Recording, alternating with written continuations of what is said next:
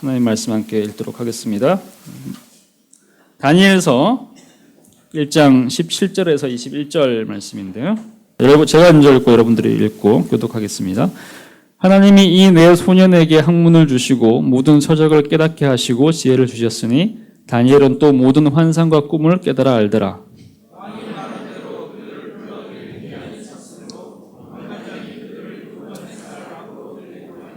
왕이 그들과 말하여 보매 무리 중에 다니엘과 하나냐와 미사엘과 아사랴와 같은 자가 없으므로 그들을 왕 앞에 서게 하고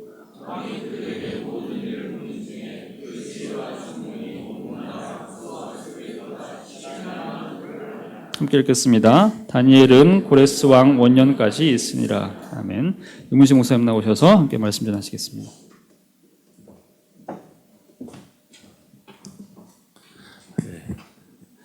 제가 저 한복을 입는 것은 신년과 구정 때만 입습니다. 그래서 여러분들 해가 바뀌었구나 하는 것을 저를 통해서 아실 수가 있습니다. 기도하겠습니다. 하나님 아버지 감사합니다. 저희들이 이렇게 주님 앞에 신년주일로 모이게 하시고 경배와 찬양을 드리게 하시니 감사합니다. 이 아침 우리를 모아주신 것 주님의 은혜입니다. 주님, 저희들이 이 거룩한 모임을 통해서 주의 말씀을 받게 되기를 원합니다. 오직 말씀만이 공동체를 빚어가고 그 말씀 가운데 임재하신 성령님이 우리를 하나 되게 하신다는 것을 알기 때문에 주님께 이 시간을 다시 한번 의뢰합니다. 주님 말씀을 준비한 종을 긍휼히 여겨주시고 오병이어처럼 이 부족한 것이지만 주님이 축사하셔서 우리 가운데 친히 떼어주실 때 남는 것이 12강주리가 되는 은총의 풍성함이 있을 것을 믿습니다. 저희를 축복해 주시옵소서. 예수님 이름으로 기도드립니다. 아멘.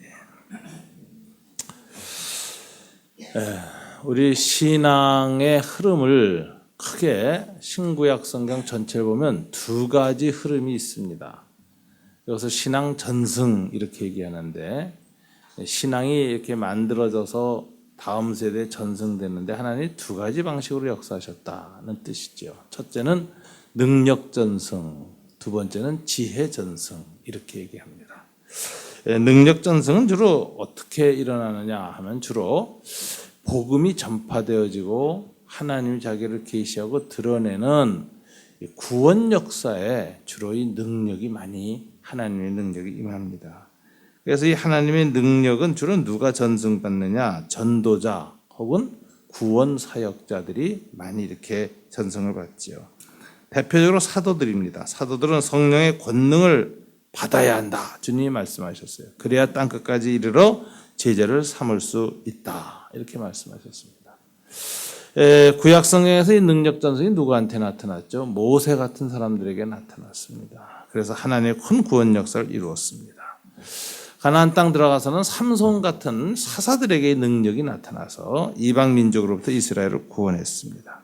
우리가 잘 아는 다윗 왕 또는 열왕기서에 보면 왕들의 역사 가운데 하나의 능력이 나타난 사람들, 선지자들이 있었죠. 특별히 입술로만 전해졌지 본인이 직접 글을 쓰지 않았던 소위 구전 선지자 누구냐? 엘리야, 엘리사. 이 두 사람은 엘리야서, 엘리사서라는 글이 없어요. 본인들이 예언서를 안 썼고 예언 활동한 것이 입술로 전해졌다가 나중에 역사서에 그들의 일화가 구전전승이 기록이 되었는데 이분들은 한결같이 하나님의 특별한 능력을 드러내셔서 구원의 은총을 이스라엘에게 베푸신 사람들이었습니다. 이들이 이렇게 구원의 능력을 크게 드러날 때 그것을 바라보는 이스라엘과 또는 이방 백성들 혹은 열왕기 시대에 보면 우상 숭배를 하고 있던 타락한 이스라엘은 또다시 하나님을 두려워하는 마음을 회복하게 되었고 하나님 앞에 다시 돌아오는 그런 일들이 일어났습니다. 이것을 하나님의 능력 선교라고 하는 것이죠. 이렇게 해서 선교의 역사가 일어났습니다. 이런 능력 전승은 오늘날 누구에게 한결같이 임하고 있느냐? 아까 말씀드린 것처럼 사도적 헌신을 한 사람들, 즉 말하자면 복음 전파자들, 선교사들, 목회자들, 때론 부흥회를 이끄는 부흥사들, 이런 사람들 속에서 끊임없이 하나님의 능력, 성령의 권능이 일하는 것입니다. 그래서 이런 분들을 통해서 복음이 전파되고 교회가 세워지고 선교적인 영역이 확대되어져 가는, 그래서 구속 역사가 확장되어지는 그런 쪽에 하나님이 쓰셨습니다. 그러나 또 다른 전승인 지혜 전승은 조금 다릅니다. 이 지혜를 받은 사람들은 한결같이 어떤 사람들이었느냐? 구속 역사보다는 일반 역사 안에서 쓰임을 받습니다. 대표적인 사람들이 누구냐 보면은 요셉이 지혜 전승이에요. 하나님이 지혜를 주셨다. 오늘 본문에 나온 다니엘도 지혜 전승입니다. 이 사람들은 전도자로 쓰임 받는 게 아니라 통치자로 쓰임을 받습니다. 이스라엘 안에서만이 아니라 이방 세계에도 통하는 통치자가 되죠. 그들도 다 인정하는. 그래서 보편 역사 속에서 하나님의 세계 통치에 도구가 된 사람들. 그래서 이방과 하나님 나라에서 한결같이 인정받는 사람들, 이런 보편적 쓰임을 받은 사람들, 특별히 총리로 쓰임을 받았습니다. 이렇게 하나님의 지혜가 임하면 이 사람들은 주로 어떤 역사가 일어나느냐? 전문성을 갖게 돼요. 지혜가 탁월하였다. 그래서 그들이 쓰임받고야 한 부분에서 탁월성을 인정받는 전문가들이 됩니다. 관료가 되든지 법률가가 되든지 무슨 의사가 되든지 예술가가 되든지 탁월합니다. 성경에 보면은 하나님의 성막을 지을 때도 하나님이 성령으로 지혜를 성막 짓는 자들에게 주셔서 기술이, 재주가 공교하게 되었다. 그러니까 이게 예술적 창작 능력이 아주 탁월한 사람들이 나왔다는 거예요. 그래서 이 하나님의 지혜가 임하면 음악을 하든 그림을 그리든 다른 사람들이 할 수 없는 창의적 능력이 탁월하게 지혜롭게 나타나서 안 믿는 사람들도 다 공감하고 인정할 수밖에 없는 탁월성이 나타나는 특징이다. 왜 하나님이 그들을 그렇게 쓰셨을까? 하나님은 교회만 세우시거나 교회 안에서만 역사하시는 하나님이 아니거든요. 하나님은 온 세계를 창조하셨고 온 세상을 다스리시는 하나님이시기 때문에 온 세상의 모든 영역에서 자신의 뜻을 이루어서 인류 역사가 하나님의 뜻대로 이루어져 가도록 세우는 사람들이 있는 것입니다. 이 사람들은 안 믿는 사람하고 똑같이 재능을 갖고 태어나요. 재능이라는 것은, 탤런트라는 것은 은사와 달리 태어날 때부터 하나님 주시는 천부적인 것입니다. 조상들로부터 내려오는 것일 수도 있습니다. DNA를 통해서 유전되는 것일 수도 있습니다. 이런 달란트가 하나님 모든 인류에게 주시는데, 왜냐하면 하나님은 안 믿는 사람들에게도 재능을 주셔서 이 세상을 풍요로운 세상으로 만드시려는 게 목적이었죠. 그 중에서도 하나님이 지혜를 부어주는 자들은 똑같은 달란트를 가졌지만 그 달란트가 더 탁월하게 빛나서 이 세상에 달란트를 받은 모든 신불신의 모든 사람들이 머리를 숙일 수밖에 없는 그런 탁월한 능력이 주어지는 것입니다. 이렇게 해서 이 사람들은 세상 안에서도 갈등 없이 인정을 받게 되는 거죠. 그래서 하나님은 보편 역사를 이끌어가는 데 있어서 달란트를 통해서 지혜를 부어주시고, 그리고 그들 가운데 하나님의 백성들을 통해서 역사를 구현하십니다. 그래서 주로 이 권능 전승이라는 것이 구속사를 창조한다면 지혜 전승은 보편사를 성취한다. 우리 이렇게 볼 겁니다. 여러분들이 자녀들을 위해서 기도할 때 주로 뭘 기도합니까? 옛날에는 전부 부흥회나 뭐 집회 가면 아이들한테까지도 성령의 권능을 달라고 기도했어요. 손 얹고. 그 기도 응답받으면 다 목사, 선교사 됩니다. 아니면 목사, 선교사 안 되면 강력하게 은혜 받은 노방 전도자. 길거리에 나가서 예수 천당 외친 사람이 될지도 몰라요. 그거보다는 이런 기도도 할 필요가 있겠죠. 하나님, 이 아이한테 주님의 지혜를 주셔서 자기 분야에서 하나님 주신 그 달란트, 재능을 탁월하게 쓰임받는 그런 사람 되게 해달라고 여러분 간절히 기도한다면 여러분의 자녀들은 이 세속 안에서 비종교적 형식으로 하나님의 영광을 드러내는데 아마 깊이 쓰임을 받을 것입니다. 이렇게 우리는 이 지혜 전승의 의미를 다시 한번 살펴봐야 합니다. 왜냐하면 기존 교회에서 우리는 자꾸 능력 전승 중심으로 성경을 읽어왔기 때문에 지혜에 대해서 우리가 정말 생각을 갖지 못합니다. 이 지혜는 두 가지 종류의 지혜가 있습니다. 성경에 보면 첫 번째가 뭐냐면 선악과 지혜다라는 거예요. 선악과를 따먹고 얻은 지혜. 이게 창세기 3장 5절에 나오지요. 다 같이 한번 읽어볼까요? 너희가 그것을 먹는 날에는 너희의 눈이 밝아져 하나님과 같이 되어 선악을 알 수 있게 될 것이다. 자, 선악과를 따먹을 때에는 눈이 밝아졌는데 눈이 밝아짐의 결과가 뭐냐? 하나님과 같이 된다라는 거예요. 이게 무슨 교만해진다는 거예요. 눈이 밝아짐의 결과가 인간이 인간의 영역을 넘어서는 일이 생기게 될 것이다.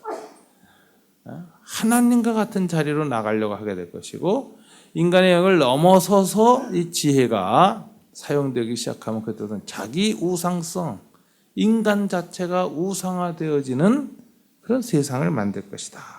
이렇게 얘기를 했습니다. 여러분, 이 타락한 이 세상의 지혜의 특징이 뭐냐? 인간이 절대적인 자기 판단자가 되고 선악을 아는 일에 하나님과 같이, 그렇죠? 판단자가 되어지고 자기를 우상하게 된다는 거예요. 자기가 이 법이 되면 어떻게 되죠? 자기가 법인 사람, 다른 사람이 법이 아니라 내가 법이다는 사람, 이런 사람들을 서부 영화에서는 무법자라고 부릅니다. 무법자는 법이 없는 사람이 아니라 내가 법인 사람이에요. 내가 법인 사람들끼리 만나면 황야의 결투가 일어나는 거예요. 하나님과 같이 되었을 때 그 꼴이 일어난다는 거예요. 인간 세상의 모든 분쟁과 갈등은 다 선악과 따먹은 지혜에 있는 사람들이 벌리는 일이고 모든 싸움, 전쟁이 다 그렇게 일어났습니다. 그게 하나님과 같이 되어 인간 우상성의 비참한 결과다라는 것을 성경은 이미 얘기하고 있습니다. 오늘날 하나님 없이 만들어진 지혜, 무신론적 문명 속에서 이루어진 모든 기술, 과학, 사회과학의 결과가 무엇입니까? 한마디로 인간 자신의 우상성이라는 현상입니다. 하나님의 자리에서 내려놓고 그 자리에, 그 빈자리에 자기 자신을 놓고 자신을 숭배합니다. 파스칼이 유명한 말을 했죠. 인간은 하나님이 만들어 놓은 빈 방이 있는데 이것을 영성이라고도 하고 종교성이라고도 합니다. 이거는 인간의 본질에 있는 거예요. 누가 만든 게 아니라. 그래서 무슨 학습된 게 아니에요. 그냥 전 세계 서로가 모든 것이 다른데도 모든 인간은 종교적 존재예요. 전 세계 밀림을 가던 문명 세계를 가던 그 종교성이라는 게 얼마나 많은 사원과 상징들을 만들어내고 있습니까? 그래서 이 종교성은 인간의 본성에 있는 건데 인간의 본성에 있는 이거를 파스칼은 하나님이 만들어 놓은 빈방이라고 했어요. 인간의 마음속. 하나님이 만들어 놓은 이 빈방에는 하나님만이 채울 수 있습니다. 이것을. 근데 이 빈방이 허전하니까 하나님이 없으니까 거기다 뭘로 채우죠? 자기가 들어가서 자기가 채운다는 거예요. 그래서 자기 우상성이라는 게 생긴다는 겁니다. 16세기 르네상스 이후 온 세계가 추구하는 가치가 뭐죠? 16세기 이후 하나님 대신에 자기를 집어넣었으니까 자아 성취. 이게 인간의 행복이라고 르네상스는 얘기했습니다. 그리고 인간은 자아 완성의 길을 가야 된다고 다 생각했습니다. 그래서 자기 성취라고 하는 메시지, 이것이 굉장히 인간 중심적이고 인간을 아름답게 하고 인간에게 무엇을 채워주는 것 같지만 문제는 그 단계를 넘어선다는 거죠. 꼭. 그래서 인간의 자기 우상성을 드러낸다는 것입니다. 이 선악과를 따먹은 지혜는 우리의 눈을 스스로 하나님의 눈처럼 여기게 하고 교만함과 이 다른 피조물을 멸시하고 짓밟고 파괴하는 특성을 갖고 있습니다. 그래서 파괴적인 인간의 자기 우상성, 자기 중심성, 무한한 이기심은 이 세상을 지옥으로 만드는 것입니다. 제일 먼저 인간이 인간에 대해서 정말 대상물로 여기고 파괴하고 착취하기 시작합니다. 그래서 하나님이 금지해 놓은 이 선악과를 따먹은 인간이 만든 것은 제국의 질서, 제국의 문명이라는 것이죠. 인간을 지배하고 다른 인간을 학대하는 이런 세상을 만들었습니다. 기술 문명도 이 인간의 우상성하고 결합하면 이 기술을 통해서 인간의 이기심을 더 충족시키려고 하기 때문에 더 무서운 비인격적 인간관계를 만들어요. 기계가 꼈기 때문에 인간과 인간 사이에 기계가 꼈다. 이거는 더 비인간화된다는 걸 의미하는 것이죠. 더 끔찍한 세상이 오기가 쉽다는 거예요. 인간의 연약함을 기계의 전능성으로 극복하려고 해서 인간과 기계가 통합된 존재를 만들려고 하죠. 그것이 로봇입니다. 그죠? 로봇이라는 게 뭐냐? 인간의 유한성을 기계의 더 큰 힘, 그 전능성으로 통합시키려고 하는 것이다. 그래서 인간이 신이 되고 싶을 때, 인간이 전능한 힘을 더보다 더 갖고 싶을 때, 기계를 통해서 가지려고 할 때, 이것이죠. 그럼 과연 인간과 기계가 통합돼서 이루어지는 사회가 인간을 행복하게 할 것이냐? 지금 어저께 나온 통계 보니까는 20년 이내에 일본 같은 곳에는 기계가 인간의 노동력의 80%를 대체할 것이라 그래요. 그래서 인간은 이제 노동자들은 자본과 싸우는 게 아니라 기계와 싸워야 돼. 기계와 싸워서 더 높은 노동 효율성을 창조하지 않으면 다 해고당하고 다 로봇이 인간의 노동을 대신합니다. 과연 이를 잃어버린 인간은 성경에 보니까는 에덴 동산을 경작하게 하려고 하나님이 창조하셨어요. 즉 말하자면 노동하는 인간이 하나님의 형상입니다. 근데 노동에서 소외된 인간, 하나님의 형상 잃어버리는 것입니다. 노동에서 소외된 인간이 할 수 있는 일이라는 건 놀이에 빠지는 것밖에 없어요. 쾌락과 놀이. 그래서 인간성 상실하면서 하나님이 창조한 인간의 원래의 아름다움을 상실하고 그리고 서비스, 연애 사업만 발달하는 인류 문명이 기울어지면서 그 안에 죄가 어떻게 발전할 것인가. 인간의 미래는 결코 밝지 않습니다. 선악과를 따먹은 인간의 지혜가 갖고 있는 이 우상성이라는 것, 이것의 문제를 알아야 돼요.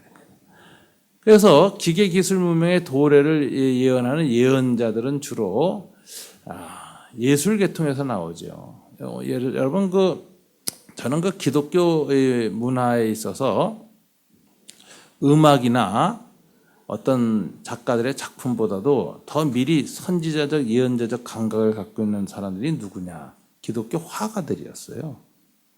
그래서 기독교 문명과 기독교 예술을 연구하는 사람은 한결같이 화가들이 먼저 다가올 문제를 예지적으로 파악했고 그 다음에 음악이 나오고 그 다음에 글이 나온다 그래요. 제가 그래서 이제 라브리에 가서 이제 그거 한번 물어본 적이 있어요. 영국 라브리에 가가지고 왜 기독교의 예술사에 있어서 음악이나 문학보다도 미술이 먼저 어떤 상징을 드러냈을까? 그랬더니 그 얘기를 들으면서 그런 토론을 하더라고요. 무엇인가를 보고 그 다음에 느껴서 표현할 때 음악은 이미 상당한 다른 작업을 해야 된다는 거예요. 그리고 글을 쓰려면 또 훨씬 복잡하다는 거예요. 그런데 페인팅은 직관으로 하는 거예요. 봄에서 봄으로 전달되기 때문에 속도가 빠르다는 거예요.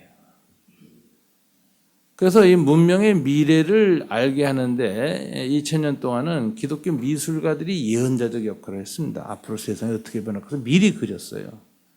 근데 오늘날에는 이게 더 발달해서 영상이 됐어요. 그래서 인류의 미래에 대한 예언자적인 그림들은 다 이제 동영상으로 나오고 있습니다. 여러분 그 영화에서 이미 기술 문명의 미래를 보여주는 영화들이 나왔는데 인간과 기가 결합돼서 더 아주 유토피아가 완성될 것이다. 이것이 개념이 이제 테크노피아 아닙니까? 기술 기계 문명이 인간한테 낙원을 갖다 준다는 메시지. 이것에 대해서 긍정적으로 본 사람들이 있었지만 대부분은 부정적으로 봤습니다. 왜? 인간성과 기계성이 통합되어지면은 그 결과로 효능은 나타나고 효과는 극대화될지 모르지만 인간의 이기심은 더 증폭될 것이다. 더 나빠진 이기심이 그 더 큰 효능을 가지면 도덕적으로 타락한 인간이 더 큰 무기를 가진 것과 같아서 비극이 온다는 거예요. 그래서 기계 기술 문명의 미래는 어둡다. 이 예언자들 중에 초기에 유명한 영화가 하나 있었습니다. 블레이드 러너라는 영화가 있는데 유명한 리들리 스콧 감독이 쓴 것이죠. 로봇 인간 세계의 아주 어두운 측면을 우물하게 그려놨습니다. 여러분, 기계의 노예가 되어진 인간의 비극을 그린 영화 중에 하나가 대중성을 가져서 많이 상영된 게 터미네이터 같은 영화죠.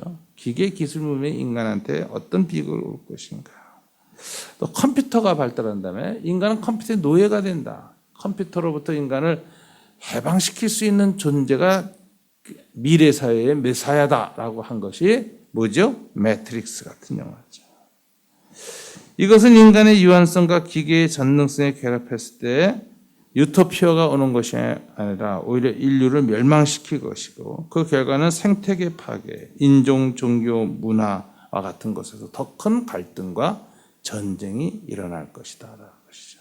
오늘날 테러리즘이 고전적인 전쟁보다 더 위험하게 여겨지는 건 무엇이죠? 무기가 발달했기 때문에 그래요.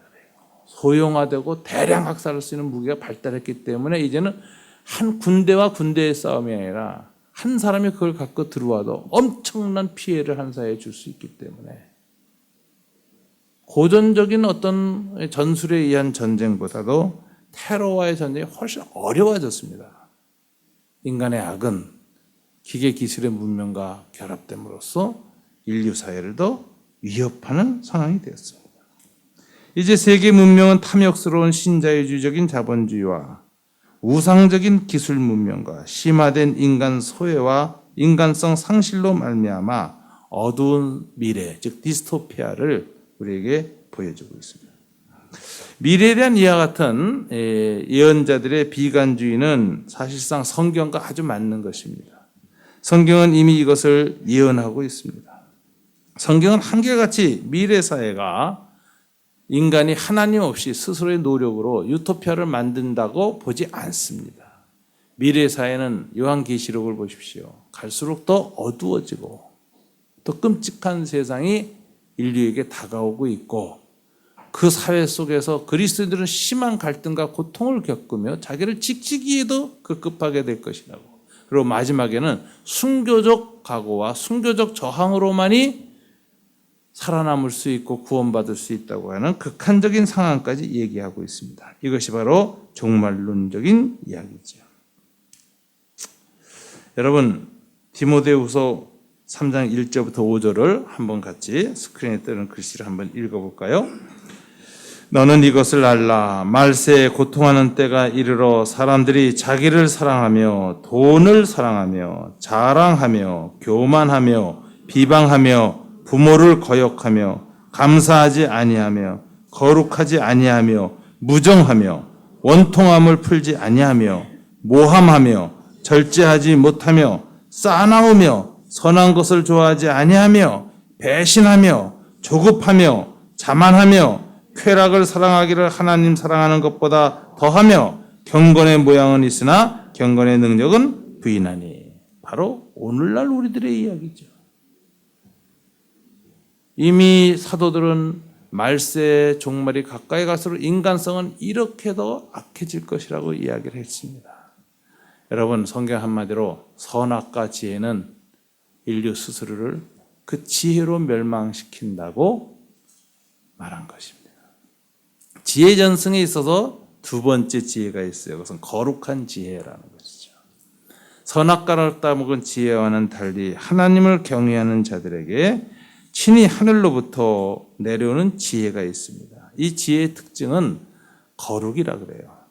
왜 이 지혜의 특징이 거룩일까? 주님이 이렇게 얘기했죠. 제자들을 세상으로 보내시면서 내가 너희를 보내는 것이 너희를 양을 이리떼 가운데 보내는 것과 같다. 그러면서 너희가 가져야 될 것이 참 두 가지가 있다. 그래서 비둘기같이 순결하고 동시에 뱀처럼 지혜로워야 이 이리떼 속을 양의 본질을 상실하지 않고 갈 수 있다. 이 양이 이리떼 속에 던져지면 살아남았는데 늑대로 변한 양이 될 수 있어요. 살다 보면.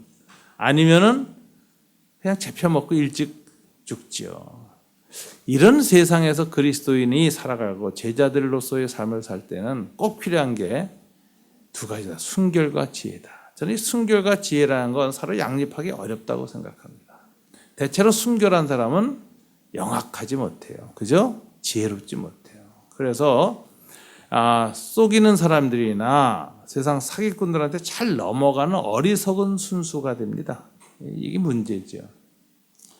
또 지혜로운 사람은 대체로 순수하질 않아요. 그래서 순수가 없는 지혜는 사악한 지혜로 변합니다. 지혜와 순수가 함께 있다는 것은 참 이 세상 안에서 굉장히 어렵고 드문 일입니다.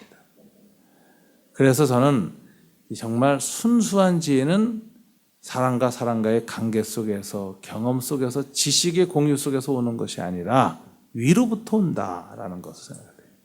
기도하고 하나님께 구할 때 오는 것이다. 그래서 이것이 야고보서 3장 13절부터 18절에 나오는 위로부터 오는 거룩한 지혜에 관한 이야기입니다. 다 같이 한번 읽어볼까요? 너희 중에 지혜와 총명이 있는 자가 누구냐? 그는 선행으로 말미암아 지혜의 온유함으로 그 행함을 보일지니라. 그러나 너희 마음속에 독한 시기와 다툼이 있으며 자랑하지 말라. 진리를 거슬러 거짓말하지 말라. 이러한 지혜는 위로부터 내려온 것이 아니요 땅 위의 것이요 정욕의 것이요 귀신의 것이니 시기와 다툼이 있는 곳에는 혼란과 모든 악한 일이 있음이라. 오직 위로부터 난 지혜는 첫째 성결하고 다음에 화평하고 관용하고 양순하여 긍휼과 선한 열매가 가득하고 편견과 거짓이 없나니 화평하게 하는 자들은 화평으로 심어 의의 열매를 거두느니라. 첫째 성결하고. 그러니까 얼마나 순결한 지혜라는 것은 세상에서 오는 것이 아니라 오직 어디서부터 올 수 있다고요? 하나님으로부터 온다. 이걸 얘기하는 거예요. 이 위로부터 난 지혜는 지혜의 근원이 하나님이라는 말입니다. 예수님의 지혜는 정말 하나님의 지혜였습니다. 이 지혜만이 선악과 지혜의 악을 치유할 수 있습니다. 이 위로부터 난 지혜만이 땅에서 솟은 이 악한 지혜를 극복할 수 있습니다. 오늘 다니엘이 왕의 밥상을 거절하잖아요. 그리고 열흘간 하나님 앞에 금식하고 앉잖아요. 자, 여기에서 우리는 볼 수 있죠. 제국의 밥상을 거절하고 천국의 밥상을 마주대했다. 그 영혼이. 하나님의 위로부터 오신 은혜를 받은 거예요. 이러니까 세상 제국을 극복하고 세상 지혜를 극복하는 일이 생겼는데 말씀과 성령의 은총이 바로 거룩한 금식을 통해서 성찬을 받은 이 다니엘에게 임하여서 지혜가 임했다는 것입니다. 이 지혜가 임한 다음에 오늘 본문을 보면 다니엘은 바벨론의 학문을 공부하기 시작합니다. 이게 무슨 소리죠? 필터링을 시작한다는 거죠. 그 당시 고대 세계 제국의 왕립 아카데미에서 행하는 모든 공부를 하는데 그 공부를 걸러낼 수 있는 능력이 생겼다. 이 지혜가 임한 다음에. 그러니까 위로부터 온 이 순결한 지혜가 임하고 이 순결한 지혜에 의해서 세상 지혜를 걸러낼 때 소위 말하자면 탁월한 지도자가 되는 것이죠. 다니엘에게 바로 그와 같은 일이 일어났습니다. 하늘 식탁을 먼저 대하는 자세. 오늘 본문에 보니까 17절에 하나님은 다니엘에게 지혜를 주셨다라고 했는데 두 가지 측면이 지혜라는 단어 속에 나타난다. 첫째는 지식 수용력입니다. 뭐라고 되어 있죠? 학문을 주시고 모든 서적을 깨닫게 하시고.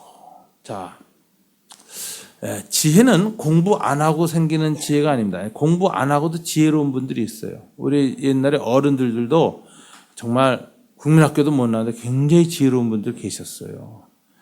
깡패들도 아주 지혜로운 깡패 있어요. 그 내부자들인가 뭔가 영화 보면 이병헌이 얼마나 지혜로워요. 그러니까 지혜라는 것은 여러 가지 있지만 그러나 지혜는 그것만 갖고 되지 않습니다. 먼저 필요한 것은 이 지혜가 정말 돋보이게 쓰일 바에는 지식 수용력이 있어야 돼요. 공부를 해야 됩니다. 그래서 다니엘도 기도만 한 게 아니라 공부한 거예요. 이재근 목사님 보세요. 공부 많이 해가지고 지식 수용력이 굉장히 확장됐어요. 학문을 주시고 모든 서적을 깨닫게 하시고 저는 그렇게 해요. 그래서 하나님의 식탁을 먼저 받고 그 다음에 책상을 받아라. 하나님의 식탁 없이 책상 받으면 공부를 못해요. 수용 능력이 떨어져요. 애들이 아침에 아침밥 안 먹고 학교 가면 졸죠, 놀죠. 머릿속에서 이 포도당이 떨어져가지고 공부가 안 되거든요. 우리가 하나님의 지혜, 하나님의 식탁에서 먼저 영적인 양식을 받고 하나님과의 영적 교통이 있는 가운데에서 세상 공부를 하면요. 수용력이 확대돼 이상하게 잘 깨달아지고 명료해지고 착착 들어오죠. 제가 이 대학생들, 청년들한테는 제가 청년부 지도자를 오래 했는데요. 제가 한 개 가르친 게 있어요. 너희 인생 중에 이 대학 4년 동안만이 머릿속에서 부담 없이 온갖 책을 다 읽을 수가 있고 머릿속에 개념의 방을 만들 수 있다. 이것을 딴 사람이 100개 갖고 있으면 너희들은 10,000개를 만들어라. 개념의 방이 만들어져야 다음에 일생 무슨 책을 읽고 무슨 일을 했든지 그것이 네 머릿속을 지나가면서 분화돼가지고 1,000개, 10,000개로 착착착착 분류돼서 들어가가지고 언제든지 다시 꺼냈을 수 있다. 네 머리를 슈퍼컴퓨터로 만들어라. 그러려면 책을 많이 읽어라. 그리고 제가 뭐 단과대학 간다면 반대합니다. 신학대학 간다면 다 반대해요. 신학대학 가지 말고 일반 대학을 가라. 그래서 네가 공부하는 거 외에 각종 세미나가 많잖아요. 국제정치 세미나, 외교 세미나, 무슨 뭐 과학 세미나 뭐 이런 다 가서 참석해라. 네 전공만 하지 말고 머릿속에 굉장히 풍부한 개념의 방을 만들어놔라. 그래야 평생 네가 부닥치는 모든 사건과 지식과 경험을 가장 효율적으로 쓸 수 있을 것이다. 이것이 말하자면 지식 수용력입니다. 이것을 주님이 탁월하게 하셨다 그래요. 그래서 하나님의 위로부터 임하는 지혜가 임하면은 세상 지식을 수용할 수 있는 능력을 갑절로 만들어 주십니다. 공부 잘하게 돼 있어요. 근데 수용만 잘하면 뭐 합니까? 쓰지를 못하면 바보죠. 그죠? 아는 건 많은데 쓰는 게 약한 사람이 있어요. 그래서 열을 배워서 겨우 하나 쓰는 사람이 있고 저 같은 사람은 하나를 배워서 열로 쓰는 그런 특징이 있어요. 근데 이걸 뭐라고 하냐면 지식 분별력이라고 해요. 어디에 적재적소에 뭘 꺼내서 써야 하는가가 상황, 컨텍스트에 탁 들어가고 사람들의 상황을 딱 보면 나오는 거예요. 순식간에. 순발력 있게 지식이 활용되어지는 거죠. 요거를 두 가지 지식 수용력과 지식 분별력을 합쳐서 wisdom, 지혜라고 불러요. 그래서 성경에서 이 지혜, 위로부터 난 지혜, 하나님이 그 지혜를 주면 이 지혜가 세상 지혜를 필터링하면서 지식 수용력을 굉장히 넓히면서도 지식을 어떻게 써야 할 때 또 하나님이 통찰력과 이걸 주셔가지고 순식간에 지식을 활용하는 능력이 나오는 거죠. 이건 굉장히 중요한 것입니다. 이 지식과 수용력과 분별력이 강화되어져서 지혜, 위섬이 탁 자리를 잡을 때 두 가지 특징이 나타난다라는 것입니다. 오늘 본문에는 다니엘이 공부만 잘하고 분별력이 생겨가지고 뭐를까지 분별했다 그랬죠? 환상과 꿈을 분별했다 이렇게 얘기했어요.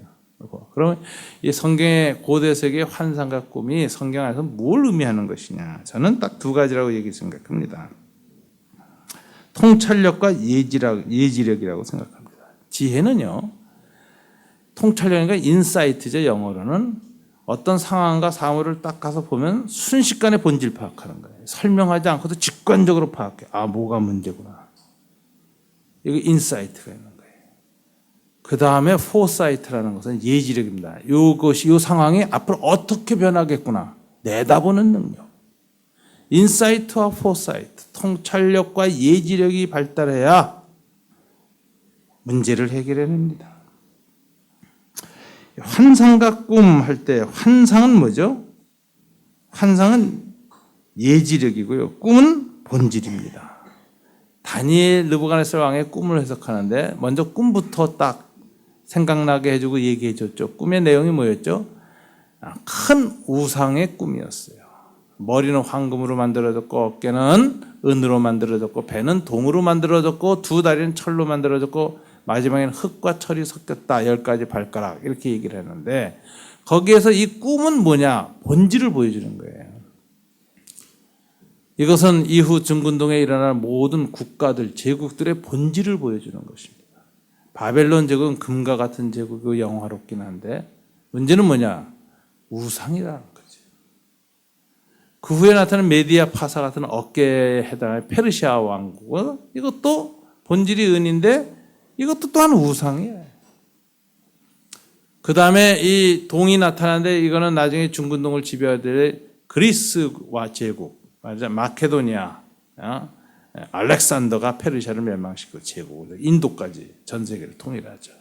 이거는 구리와 같은 나라예요. 그 다음에 뭐죠?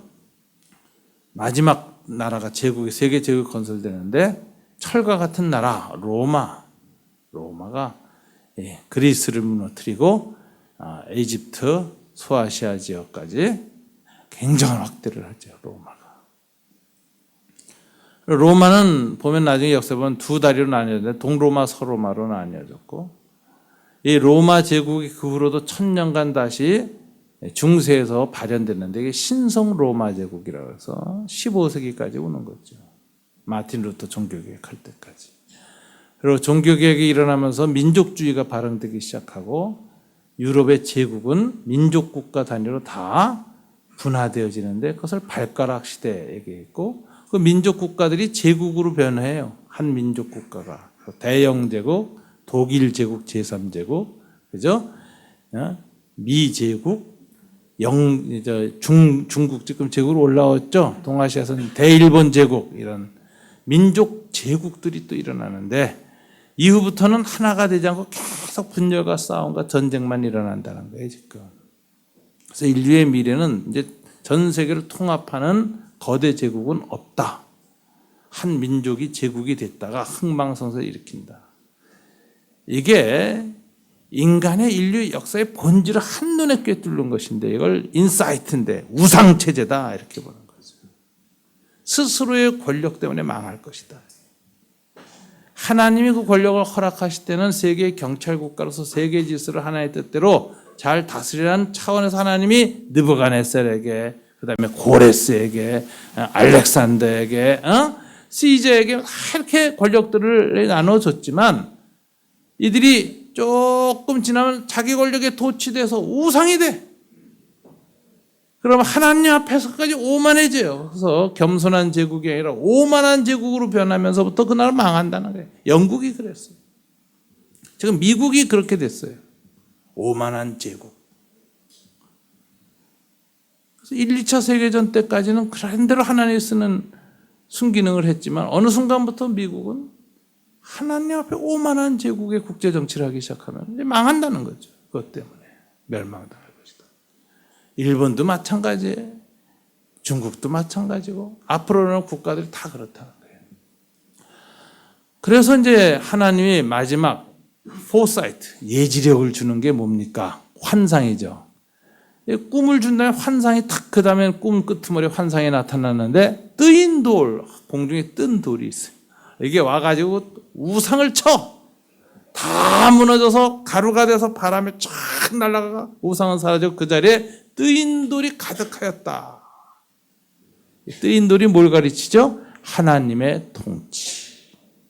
하나님의 나라가 이 땅에 실현되어지는데 제국의 통치는 어떻게 인류 역사에 역사화되느냐, 시간화되느냐. 이 하나님의 나라 보이지 않는 하나님의 통치는 제국을 멸망시키는 방식으로 도래한다. 하나님 나라는 인류 제국을 멸망시키며 도래하는 것이다.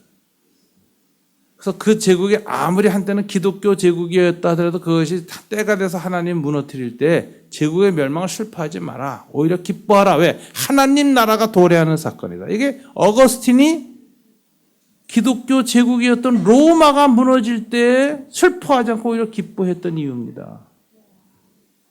황제가 대관식에서 예수의 이름으로 대관식을 했던 그 제국이 무너지는 것, 하나님을 안 믿는 아라릭, 서고트족 아라릭에 의해서 무너지는 것을 슬퍼하지 말고 오히려 기뻐하라. 왜? 제국의 멸망은 하나님 나라가 도래한다는 큰 소리다. 이렇게 본 거예요. 대영 제국이 무너질 때 영국 그리스도인들은 기뻐했어야 돼요. 미 제국이 무너질 때는 미국 크리스천들은 기뻐해야 됩니다.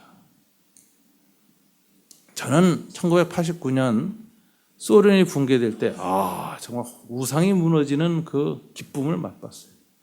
야, 하나님이 무너질 것 같지 않던 사회주의 소련이라는 이 제국을 이렇게 순식간에 붕괴시키는 걸 볼 때, 고르바초프도 자기가 이렇게 빨리 붕괴될 줄 몰랐다 그랬거든요. 자기도 모르는 일을 한 거예요. 순식간에 그냥 붕괴돼 버리는 일을 할 때 저는 다니엘서가 생각났어요.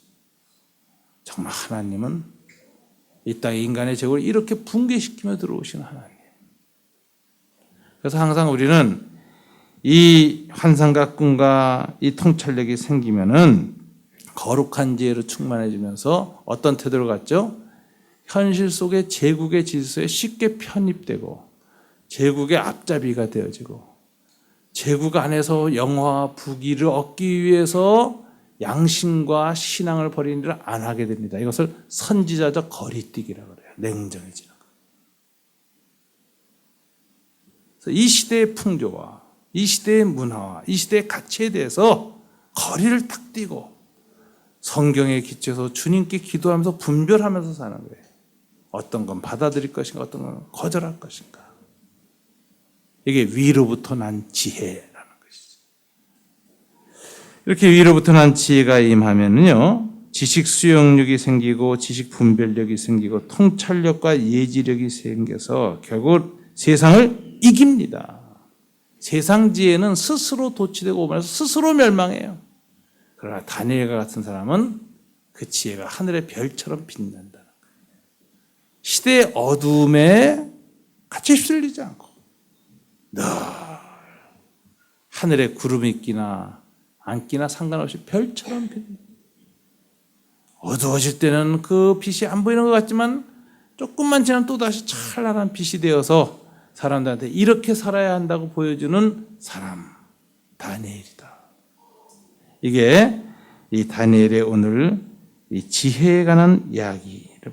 그러면 이 구약의 모든 지혜가 성취가 예수님으로 됐어요. 그럼 예수님이 하나님의 지혜를 가지고 완성하신 것이 뭘까요? 하나님의 지혜를 성취시킨 일. 그게 십자가의 지혜라는 거예요. 십자가에서 죽으신 것이 하나님의 지혜의 완성이에요. 그리고 사실은 그것은 지혜만의 완성이 아니라 능력 전승과 지혜 전승이 통합된 거예요. 그래서 십자가가 하나님의 지혜요, 하나님의 능력이다. 이렇게 사도 바울이 외치지요. 여러분, 고린도전서 1장 18절부터 24절을 우리 다 함께 읽어보겠습니다. 다 같이 읽지요. 십자가의 도가 멸망하는 자들에게는 미련한 것이요 구원을 받는 우리에게는 하나님의 능력이라. 기록된 바 내가 지혜 있는 자들의 지혜를 멸하고 총명한 자들의 총명을 폐하리라 하였으니 지혜 있는 자가 어디 있느냐, 선비가 어디 있느냐, 이 세대의 변론가가 어디 있느냐. 하나님께서 이 세상의 지혜를 미련하게 하신 것이 아니냐. 하나님의 지혜에 있어서는 이 세상이 자기 지혜로 하나님을 알지 못하므로 하나님께서 전도에 미련한 것으로 믿는 자들을 구원하시기를 기뻐하셨도다. 유대인은 표적을 구하고 헬라인은 지혜를 찾으나 우리는 십자가에 못 박힌 그리스도를 전하니 유대인에게는 거리끼는 것이요 이방인에게는 미련한 것이로되 오직 부르심을 입은 자들에게는 유대인이나 헬라인이나 그리스도는 하나님의 능력이요 하나님의 지혜니라. 오직 부르심을 받은 자들에게는, 오직 위로부터 하나님이 불러서 위로부터 오는 지혜가 임하는 자들에게는 그리스도는 하나님의 능력이요 하나님의 지혜다. 이게 십자가에 대한 고백이죠. 그래서 우리가 위로부터는 지혜를 받으려면 자기 부정의 상징 앞에 서야 돼요. 셀프 데니얼, 자기를 부인하는. 이게 십자가예요. 이게 그 모델이 예수님이에요. 자기를 부인하신 주. 자기 우상성에 갇힌 이 우상적 자아가 자기를 철저히 부정하는 그리스도의 죽으심 앞에서, 십자가 앞에서 엎드릴 때 하늘 문이 열리는 거예요. 그리고 능력과 지혜가 임하는 것이에요. 그래서 세상을 이기는 거예요. 오직 부르심을 받은 자들에게는 십자가는 하나님의 능력이요 하나님의 지혜니라. 이 은혜가 2016년 저와 여러분의 삶 가운데 늘 임하시기를 주님 이름으로 축원합니다. 이 은혜를 달라고 우리 다 함께 기도하죠. 하나님, 2016년 사자굴과 같고 풀무불과 같은 이 시대가 또 다가오고 있습니다. 위로부터 난 지혜 받은 다니엘처럼 주님의 은혜를 받기를 원합니다. 도와주십시오. 우리 다 같이 한 목소리로 간절히 기도하겠습니다.